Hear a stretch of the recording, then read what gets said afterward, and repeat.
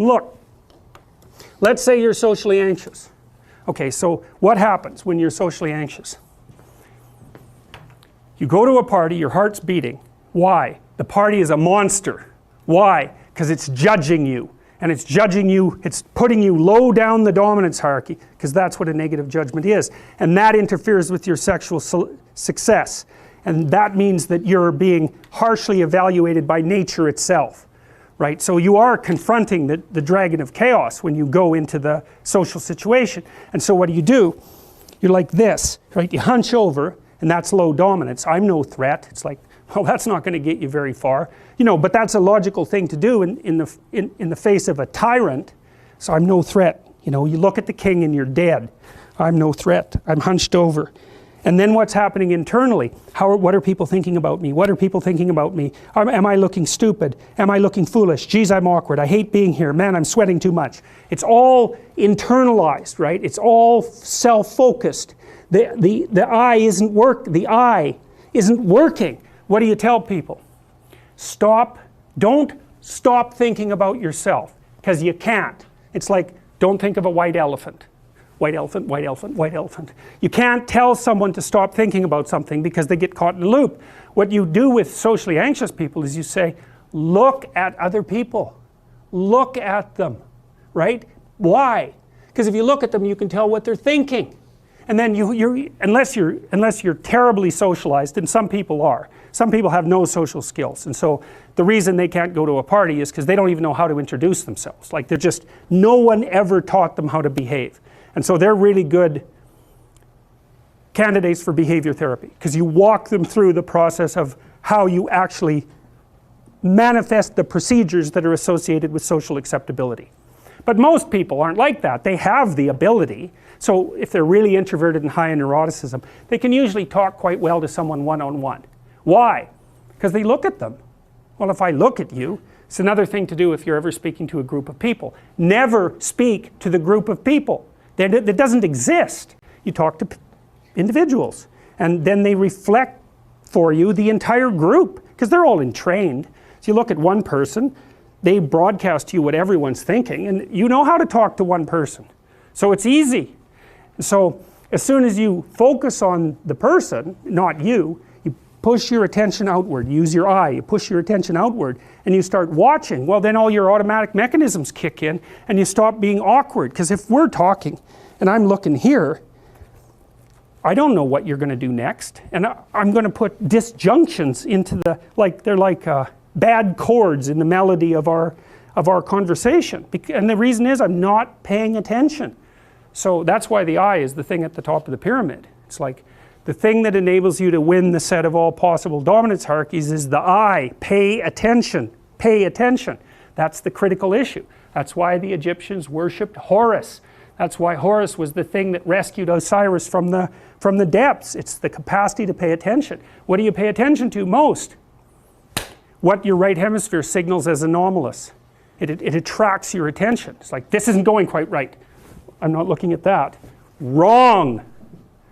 That's what you look at. That's what you look at. What's not going right. Because that's the terrible monster that might eat you, but it's also the place you get all the information.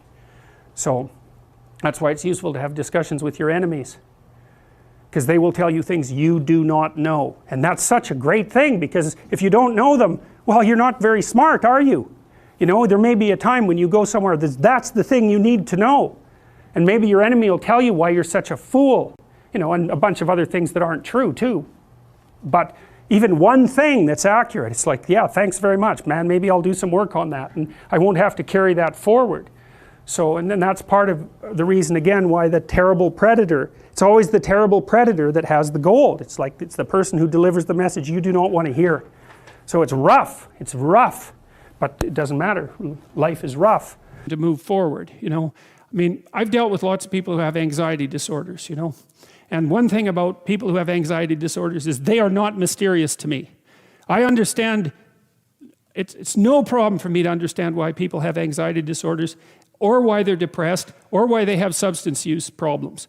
The mystery to me is always why people don't have all of those things at once, because everybody has a reason to be anxious. In fact, we have the ultimate reason to be anxious because we know that we're vulnerable and we know that we're going to die. And how you cannot be anxious under those circumstances is a great mystery. It's a massive mystery. And the same thing applies with regards to depression. And then the same thing applies to some degree with regards to drug and alcohol abuse. As I said last week, there's plenty of reasons to drown your consciousness in alcohol, that's for sure. We could refer to the aforementioned anxiety and depression, not least.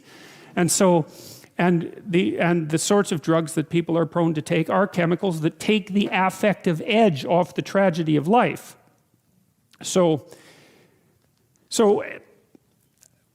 back to the issue of fear. I mean, Abraham is self-conscious, that's what this commentary says, but the thing is he moves forward despite that. He's self-conscious and he knows the danger, but he moves forward despite that. And that's actually the appropriate response in the face of actual non-naive understanding of what constitutes life. Like if you're naive and you move forward, it's like, well, what the hell do you know?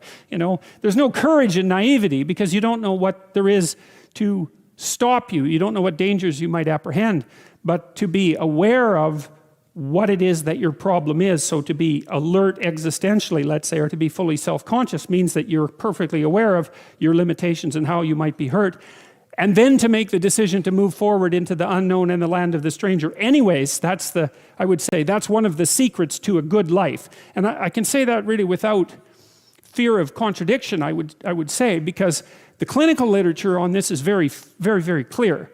What you do with people who are afraid, and to some degree depressed, but certainly anxious, is you lay out what they're anxious about, first of all, in detail. What is it that you're afraid of? What might happen?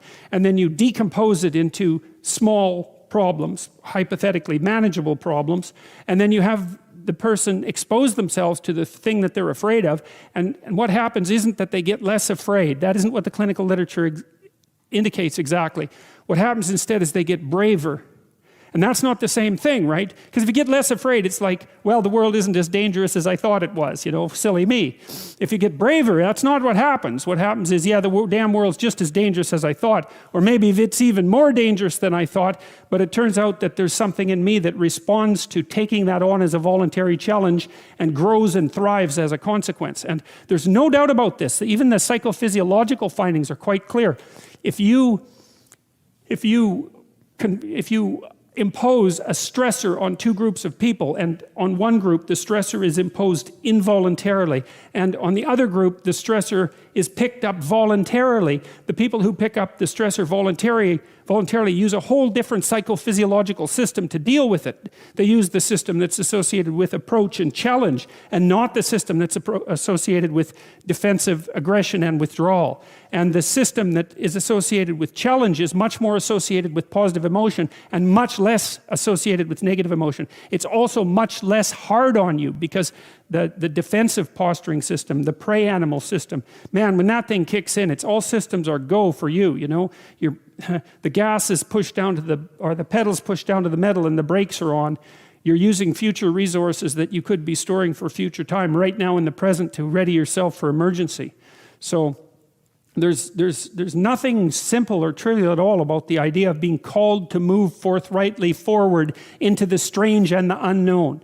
And there's a real adventure that's associated with that, right? So that's an exciting thing, which is part of the reason why people travel. And then also to see yourself as the sort of creature that can do that, is willing to do that on a habitual basis, is also the right kind of tonic for, I hate this word, for your self-esteem. You know, because the self-esteem has nothing to do with feeling good about yourself. As I already mentioned, there isn't necessarily a reason why a priori you should just feel good about yourself. But if you can view yourself acting in a courageous and forthright manner and encountering the world and trying to improve your lot and taking risks, you know, in a non-naive way, well, then you have something that you can comfort yourself with at night when you're wondering what the whole damn point of is of your futile and miserable life.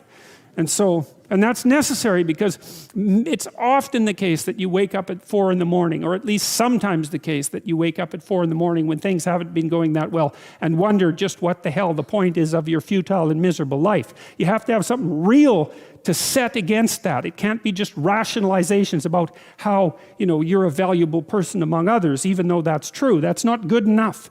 You need something that's more realistic to set against that. And observing courage in yourself is definitely one of the things that can help you sleep soundly at night when things are destabilized a little bit around you. So